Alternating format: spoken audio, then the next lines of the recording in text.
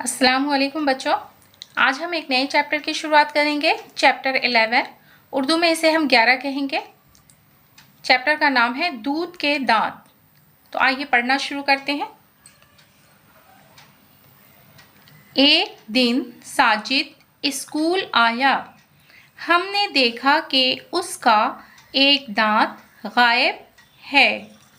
हम सब हंसने लगे। एक दिन साजिद स्कूल आया। हमने देखा कि उसका एक दांत गायब है। हम सब हंसने लगे। आमिर ने कहा, साजिद का दांत तो चूहा ले गया। जमील बोला, चूहा नहीं, चील ले गई होगी। तारिक ने कहा, नहीं, उसे कौवा ले उड़ा। इतने में मास्टर साहब क्लास में आए। उन्होंने भी देखा कि साजिद का एक दांत कम है। सब बच्चे हंस रहे हैं। यह देखकर मास्टर साहब कहने लगे, उसमें हंसने की क्या बात है। देखिए, ये क्वेश्चन मार्क है, सवाल के निशान है। उसमें हंसने की क्या बात है, ये तो होता ही है। दूध पीने के ज़माने में बच्चों के जो दांत निकलते हैं उन्हें दूध के दांत कहते हैं।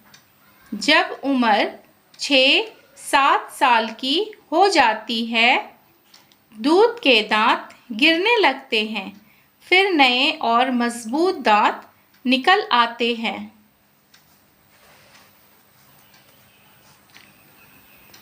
आमिर बोला, मेरा भी एक दांत हिल रहा है।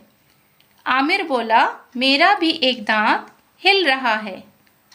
मास्टर साहब ने समझाया, उसे हाथ न लगाओ, वो अपने आप गिर जाएगा। हाँ, ये बात भी याद रखो, नए दांत को निकलने दो, ना उसे छेड़ो, ना जबान से ठेलो, वरना वो टेढ़ा हो जाएगा।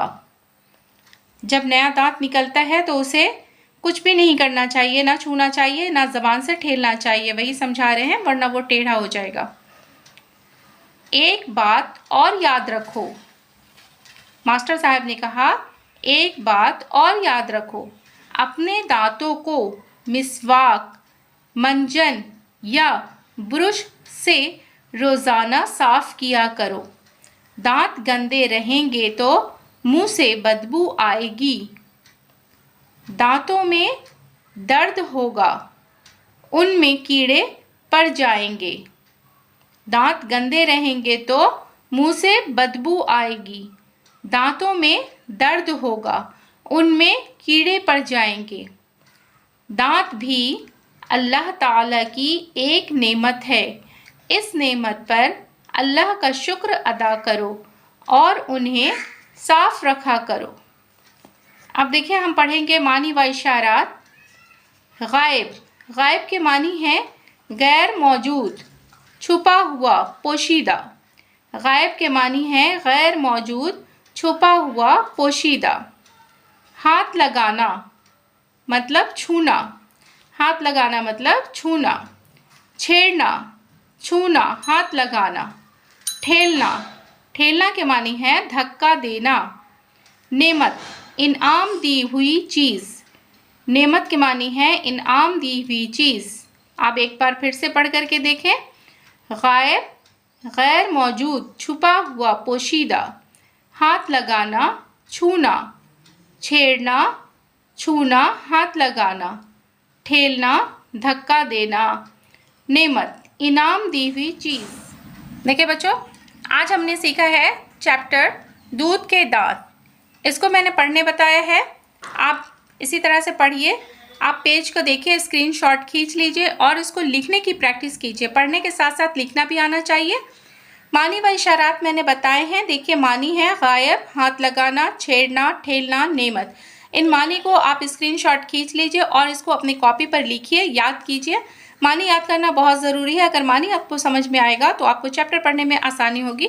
मेरी वीडियो अगर आपको पसंद आती है तो वीडियो को लाइक ज़रूर करें। चैनल पर अगर नए हैं तो चैनल को सब्सक्राइब करें, बेल आइकन प्रेस कर लें ताकि मेरी आने वाली सभी वीडियो का नोटिफिकेशन आप तक पहुंच सके। फिर मुलाकात होगी एक नई वीडियो के साथ। अल्लाह हाफिज़।